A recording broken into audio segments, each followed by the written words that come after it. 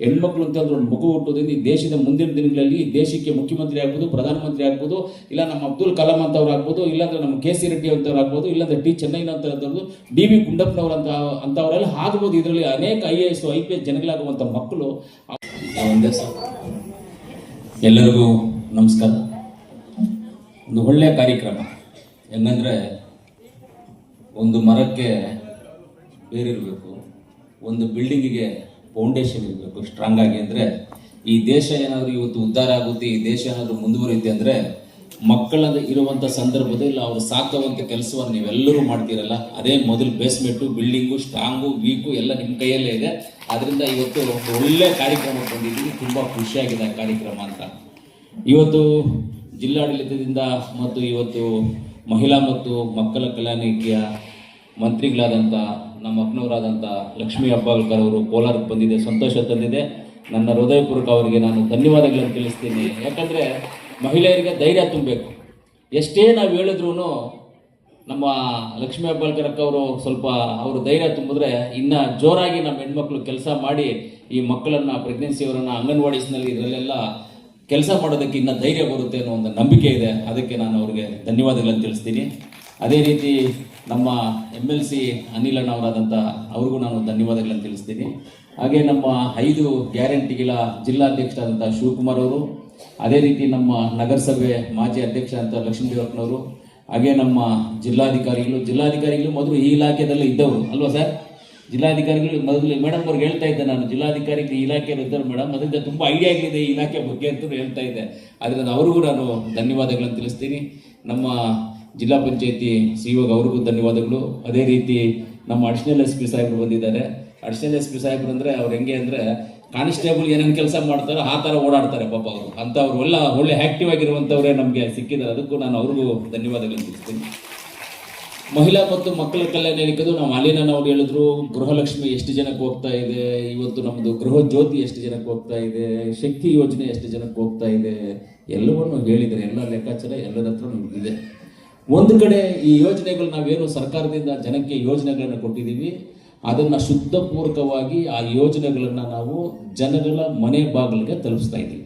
ಇವತ್ತು ಒಂದು ನೀವು ಶಕ್ತಿ ಯೋಜನೆ ಆಗ್ಬೋದು, ನಿಮ್ಮ ಗೃಹಲಕ್ಷ್ಮಿ ಆಗ್ಬೋದು, ಯಾವುದೇ ಯೋಜನೆ ಮಾಡಬೇಕಂದ್ರೆ ಎಲ್ಲೇ ಆಗಲಿ ನೀವು ಯಾರ ಹತ್ರನ ಹೋಗಿ ದುಡ್ಡು ಕಾಸು ಕೊಟ್ಟು ಏನೋ 2,000 ರೂಪಾಯಿ ತೊಗೋಬೇಕು ಅಂತ ಏನಿಲ್ಲ. ನಿಮ್ಮ ಮನೆಯಲ್ಲಿದ್ದರೆ ಆರಾಮಾಗಿ ನಿಮ್ಮ ಬ್ಯಾಂಕ್ ಅಕೌಂಟಿಗೆ ಬರುತ್ತೆ, ನೀವು ತೊಗೋಬೋದು. ಆ ರೀತಿಯಲ್ಲಿ ಒಂದು ಒಳ್ಳೆಯ ಕಾರ್ಯಕ್ರಮ, ಒಳ್ಳೆಯ ಜವಾಬ್ದಾರಿಯನ್ನು ಮಂತ್ರಿಗಳಿಗೆ ಒಪ್ಪಿಸಿದ್ದಾರೆ. ತುಂಬ ಖುಷಿಯಾಗಿದೆ.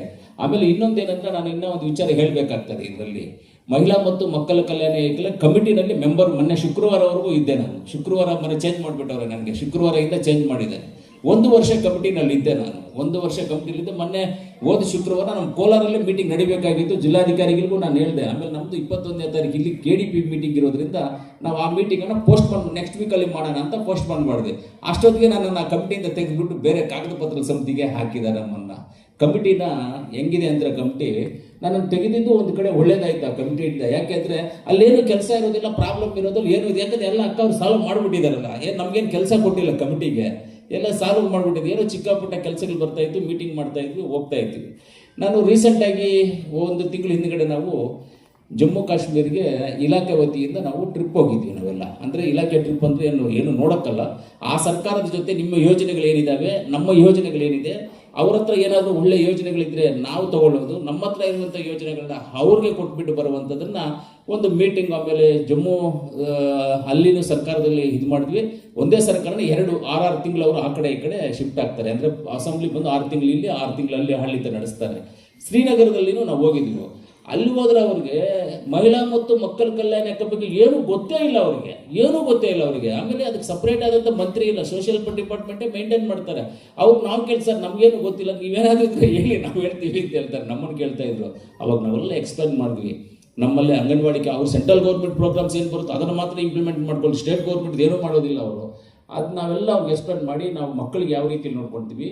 ಹೆಣ್ಣು ಮಕ್ಕಳು ಪ್ರೆಗ್ನೆನ್ಸಿ ಆದಾಗ ಅವ್ರು ಯಾವ ರೀತಿ ಫಾಲೋ ಅಪ್ ಮಾಡ್ತಾರೆ, ನಮ್ಮ ಆಶಾ ಕಾರ್ಯಕರ್ತರು, ಅಂಗನವಾಡಿ ಕಾರ್ಯಕರ್ತರು ಇವರೆಲ್ಲ ಯಾವ ರೀತಿಯಲ್ಲಿ ಫಾಲೋ ಮಾಡ್ತಾರೆ, ಏನೇನು ಮಾಡ್ತಾರೆ ಅಂತ ಎಲ್ಲವನ್ನೂ ನಾವು ಅವ್ರಿಗೆ ಎಕ್ಸ್ಪ್ಲೇನ್ ಮಾಡಿದಾಗೆಲ್ಲ ಅವ್ರು ಹೇಳ್ತಾರೆ, ಇಷ್ಟೆಲ್ಲ ಕಾರ್ಯಕ್ರಮಗಳಿದೆಯಾ, ನೀವು ಇಷ್ಟೆಲ್ಲ ಫಾಲೋ ಅಪ್ ಮಾಡ್ತೀರಿ, ಇಷ್ಟೆಲ್ಲ ಇದೆ ಅಂದ್ಕೊಂಡ್ರೆ ನಾವೊಂದು ನೋಡಿಮ್ಮ ನೀವು ಮಾಡಬೇಕಿದು. ಹೆಣ್ಮಕ್ಳು ಅಂತಂದ್ರೆ ಒಂದು ಮಗು ಹುಟ್ಟೋದ್ರಿಂದ ಈ ದೇಶದ ಮುಂದಿನ ದಿನಗಳಲ್ಲಿ ಈ ದೇಶಕ್ಕೆ ಮುಖ್ಯಮಂತ್ರಿ ಆಗ್ಬೋದು, ಪ್ರಧಾನಮಂತ್ರಿ ಆಗ್ಬೋದು, ಇಲ್ಲ ನಮ್ಮ ಅಬ್ದುಲ್ ಕಲಾಂ ಅಂತವ್ರು ಆಗ್ಬೋದು, ಇಲ್ಲಾಂದ್ರೆ ನಮ್ಮ ಕೆ.ಸಿ. ರೆಡ್ಡಿ ಅಂತವ್ರು ಆಗ್ಬೋದು, ಇಲ್ಲಾಂದ್ರೆ ಟಿ ಚೆನ್ನೈನಂತವ್ರು, ಡಿ.ವಿ. ಗುಂಡಪ್ಪನವ್ರು ಅಂತವರೆಲ್ಲ ಆಗ್ಬೋದು. ಇದರಲ್ಲಿ ಅನೇಕ IAS IPS ಜನಗಳಾಗುವಂಥ ಮಕ್ಕಳು ಅವರನ್ನ ಶಕ್ತಿವಂತರಾಗಿ ನಾವು ಕಾಪಾಡ್ಕೊಂಡ್ರೆ ಚೆನ್ನಾಗಿರೋದು. ದಯವಿಟ್ಟು ನೀವು ಇದನ್ನ ಸ್ವಲ್ಪ ಸೀರಿಯಸ್ ಆಗಿ ತಗೋಬೇಕು. ಅಂದರೆ ಆಮೇಲೆ ನಾವು ಹೇಳಿದ್ದೆಲ್ಲ ಅವರು ರೆಕಾರ್ಡ್ ಮಾಡ್ಕೊಳ್ತಾರೆ, ನಾವು ರೆಕಾರ್ಡ್ ಮಾಡ್ಕೊಳ್ತೀವಿ. ರೆಕಾರ್ಡ್ ಆಗಿ ಎಲ್ಲಾಗಿ ನಾವು ಇದನ್ನು ಫಾಲೋ ಅಪ್ ಮಾಡ್ತೀವಿ ಸರ್. ಇಂಪ್ಲಿಮೆಂಟ್ ಅಲ್ಲಿರುವಂಥ ಅಧಿಕಾರಿಗಳು ಬಂದು ನಮ್ಮ ಹತ್ರ ಮಾತಾಡಿದ್ರು. ಆ ರೀತಿಯಲ್ಲಿ ಇದ್ರ ಮೇಲೆ ಮಹಿಳಾ ಮತ್ತು ಮಕ್ಕಳ ಕಲ್ಯಾಣ ಇಲಾಖೆ ಮೇಲೆ ಒಂದು ಏನಂದರೆ ಮೇಡಮ್, ಸ್ಟಾರ್ಟಿಂಗ್ ನಾನು MLA ಆದಾಗ ನಂದೊಂದೇ ಗುರಿ ಇತ್ತು, 100% ಕೋಲಾರಲ್ಲಿರ್ತಕ್ಕಂಥ ಅಂಗನವಾಡಿ ಕೇಂದ್ರಗಳಿಗೆ ಡಾಕ್ಯುಮೆಂಟೇಶನ್ ಮಾಡಿಕೊಡ್ಬೇಕು. 30% ಇರಲಿಲ್ಲ ಡಾಕ್ಯುಮೆಂಟ್ಸು. ಈಗ ಎಲ್ಲ ಅಂಗನವಾಡಿ ಕೇಂದ್ರಗಳಿಗೂ 100% ಡಾಕ್ಯುಮೆಂಟ್ಸನ್ನು ನಾವು ಮಾಡಿಕೊಟ್ಟಿದ್ದೀವಿ. ಒಂದ್ಸರಿ ಚಪ್ಪಾಳೆ ಕೊಡ್ಬೋದಲ್ವಾ ಸರ್ ಅವರಿಗೆ? ಯಾವುದು ಬ್ಯಾಲೆನ್ಸೇ ಇಲ್ಲ, 100% ಡಾಕ್ಯುಮೆಂಟೇಶನ್. ಈ ಖಾತೆ ಮಾಡಿ ಡಾಕ್ಯುಮೆಂಟೇಶನ್ ಮಾಡಿ, ಈ ಖಾತೆ ಮಾಡಿ. ನಮ್ಮ ಅಕ್ರಮ್ ಪಾಷಾ ಸಾಹೇಬ್ರಿದ್ರು DC ಆಗ, ಅವರು ನಾವು ಮಾತಾಡಿಕೊಂಡು ಈ ಖಾತೆ ಮಾಡಿ ಡಾಕ್ಯುಮೆಂಟ್ ಮಾಡಿ ಫೈಲನ್ನು ಎಲ್ಲದೂ ತಲುಪಿಸ್ಬಿಟ್ಟಿದ್ವಿ ಆಯಾ ಜವಾಬ್ದಾರಿಗೆ. 100% ಖಾತೆಗಳು ಮಾಡಿಕೊಟ್ಟು ನಿಮ್ಮ ಸೊತ್ತು ಇದು ಅಂತ ಮಾಡಿರುವಂಥದ್ದು ಎಂಟೈರ್ ಕರ್ನಾಟಕದಲ್ಲಿ ಫಸ್ಟ್ ಕೋಲಾರ ಅಂತ ನಾನು ಹೇಳೋದಕ್ಕೆ ಇಷ್ಟಪಡ್ತೀನಿ. ಇಲ್ಲ ಎಲ್ಲವನ್ನೂ ಮಾಡಿಕೊಟ್ಟಿದ್ವಿ. ಯಾಕಂದ್ರೆ ಈ ಸಂಸ್ಥೆಗಳು ನಮಗೆ ಈ ಸಂಸ್ಥೆ ಎಂಥದ್ದು ಅಂದರೆ ತುಂಬ ಮುಖ್ಯವಾದಂಥ ಒಂದು ಇಲಾಖೆ ಇದು, ಮುಖ್ಯವಾದಂಥ ಇಲಾಖೆ. ಈ ಇಲಾಖೆಯನ್ನು ನಾವು ಭದ್ರವಾಗಿ ನಮ್ಮ ಲಾಕರ್ ಥರ ನಾವು ಇಲಾಖೆಯನ್ನು ನಾವು ಇಟ್ಕೋಬೇಕು. ಯಾಕಂದರೆ ಇದು ಬೇಸ್ಮೆಂಟ್ ಇಲಾಖೆ ಇದು. ಈ ಇಲಾಖೆಯನ್ನು ನಾವು ಎಷ್ಟು ಚೆನ್ನಾಗಿ ನೋಡ್ಕೊಳ್ತೀವೋ ಮುಂದಿನ ದಿನಗಳಲ್ಲಿ ನಮ್ಮ ಮುಂದಿನ ಪೀಳಿಗೆಗೆ ಮಕ್ಕಳು ದೊಡ್ಡವರಾದಾಗ ಹೆಲ್ತ್ ವೈಸ್ ಆಗ್ಬೋದು, ಅವರು ಆರೋಗ್ಯವಂತರಾಗಿ ತಲೆ ಅವ್ರಿಗೆ ಬ್ರೈನ್ ವೈಸು, ಹಾರ್ಟ್ ವೈಸು, ಎಲ್ಲ ವೈಸು ಇಲ್ಲಿ ಯಾವ ರೀತಿ ನಾವು ಕೊಟ್ಕೊಂಡು ಹೋಗ್ತಿರ್ಬೇಕು, ಅವ್ರಿಗೆ ಯಾವುದೇ ಡಿಸ್ಟರ್ಬೆನ್ಸ್ ಇರಬಾರ್ದು ಅನ್ನೋ ಒಂದು ಉದ್ದೇಶದಿಂದ ನಾವೆಲ್ಲರೂ ಸೇರಿ 100% ಡಾಕ್ಯುಮೆಂಟೇಷನ್ ನಾವು ಮಾಡಿಕೊಟ್ವಿ. ಇನ್ನು ನಮಗೆ ಹೇಳೋಕ್ಕೋದ್ರೆ ನಮಗೆ ಇನ್ನೂ ಒಂದು 50-60 ಬಾಡಿಗೆ ಕಟ್ಟಡಗಳಲ್ಲಿ ಇದ್ದೀವಿ ನಾವೆಲ್ಲ. ಒಂದು 50-60 ಇರೋದೇನಪ್ಪ ಇದೆಯಾ? ಒಂದು 50-60 ಬಾಡಿಗೆ ಕಟ್ಟಡಗಳಲ್ಲಿ ನಾವು ಇದ್ದೀವಿ. ಕೆಲವೊಂದು NRI ತಗೋಬಹುದು, ಆದರೆ ಅಲ್ಲಿರುವಂಥ ಸಿಸ್ಟಮ್ ನೋಡ್ಕೊಂಡು ಹೋಗೋದ್ರೆ ಇವತ್ತು ಅದರಲ್ಲಿ ತಗೊಳ್ಳೋಕೆ ಆಗಲ್ಲ, ಅಷ್ಟು ಒಂದು ಇದಾಗಿದೆ. ಆಮೇಲೆ CSR ಆಕ್ಟಿವಿಟೀಸಲ್ಲಿ ಕೆಲವೊಂದನ್ನೆಲ್ಲ ಮಾಡಿಸಿದ್ದೀವಿ. ಒಳ್ಳೆ ಅಂಗನವಾಡಿ ಮೊನ್ನೆ ಒಂದು ತಿಂಗಳಿಂದ ಒಂದು ಅಂಗನವಾಡಿನ ಓಪನ್ ಮಾಡಿದ್ವಿ. ತುಂಬ ಚೆನ್ನಾಗಿದೆ, ಬಿಲ್ಡಿಂಗ್ ತುಂಬ ಚೆನ್ನಾಗಿದೆ. ಮುಂದೆ ಕಾಂಪೌಂಡ್ ಹಾಕೋದಕ್ಕೆಲ್ಲ ಪ್ಲಾನ್ ಮಾಡಿದ್ದೀವಿ. ಅದೆಲ್ಲ ಆಟ ಆಡೋದಕ್ಕೆ ಮಕ್ಕಳಿಗೆಲ್ಲ ಏರ್ಪಡಬೇಕು ಅಂತ ಮಾಡಿದ್ದೀವಿ. ಇಂಥ ಇಲಾಖೆಗಳನ್ನು ನಾವು ಚೆನ್ನಾಗಿ ನೋಡ್ಕೋಬೇಕು. ಈ ಇಲಾಖೆಗೆ ಬಲ ತುಂಬಿಸ್ಬೇಕು, ಈ ಇಲಾಖೆಗೆ ಧೈರ್ಯ ತುಂಬಿಸ್ಬೇಕು. ನಮ್ಮ ಅಂಗನವಾಡಿ ಕಾರ್ಯಕರ್ತರು, ಆಮೇಲೆ ಅಂಗನವಾಡಿ ಟೀಚರ್ಸು, ಆಮೇಲೆ ಎಲ್ಲರಿಗೂ ಅಷ್ಟೇ ನಾವು ಹೇಳೋದು, ಮಕ್ಕಳಿಗೆ ಒಳ್ಳೆ ಊಟವನ್ನು ಕೊಡಿ. ಒಳ್ಳೇದಾಗುತ್ತೆ, ನಿಮಗೂ ಒಳ್ಳೇದಾಗುತ್ತೆ, ನಿಮ್ಮ ಮಕ್ಕಳಿಗೂ ಒಳ್ಳೇದಾಗುತ್ತೆ, ಅವ್ರ ಮಕ್ಕಳಿಗೂ ಒಳ್ಳೇದಾಗುತ್ತೆ, ಅವ್ರ ಮಕ್ಕಳಿಗಾಗುತ್ತೆ. ಊಟ ಏನು ಸರ್ಕಾರದಿಂದ ಕೊಡ್ತಾರೆ ಆ ಊಟವನ್ನು ಕೊಡಿ, ಅವ್ರು ಒಳ್ಳೆ ಕಾಪಾಡಿ. ಮಂತ್ರಿಗಳಿಗಾಗ್ಬೋದು, ಶಾಸಕರಿಗಾಗ್ಬೋದು, ಸಂಸದರಿಗಾಗ್ಬೋದು, MLCಗಳಾಗ್ಬೋದು, ನಮ್ಮ ಮುಖ್ಯಮಂತ್ರಿಗಳಾಗ್ಬೋದು, ಎಲ್ಲರಿಗೂ ಒಳ್ಳೆ ಗೌರವ ತರುವಂಥ ಕೆಲಸ, ಸರ್ಕಾರಕ್ಕೆ ಗೌರವ ತರುವಂಥ ಕೆಲಸವನ್ನು ನೀವೆಲ್ಲರೂ ಸೇರಿ ಮಾಡಬೇಕು. ನಮ್ಮ ಜೊತೆಗೆ ನೀವೇ ಇರ್ತೀವಿ ಅಂತ ಹೇಳ್ತಾ ನಾನು ನಿಮ್ಮೆಲ್ಲರಿಗೂ ನಾನು ಧನ್ಯವಾದಗಳನ್ನು ತಿಳಿಸಿ ನನ್ನ ಮಾತನ್ನು ಮುಗಿಸ್ತೀನಿ. ಅದೇ ರೀತಿ ಈಗ ನಮ್ಮ ಸಂಸದರು ಬಂದಿದ್ದಾರೆ, ಮಲ್ಲೇಶಣ್ಣ ಅವರು ಬಂದಿದ್ದಾರೆ. ಎಲ್ಲರ ಪರವಾಗಿ ನಮ್ಮ ಸಂಸದರಾದಂಥ ಮಲ್ಲೇಶ್ ಬಾಬಣ್ಣವರಿಗೆ ಹೃದಯಪೂರ್ವಕ ಸ್ವಾಗತವನ್ನು ಕೋರ್ತಾ ಇದ್ದೀನಿ ನಾನೇ ಅವರಿಗೆ.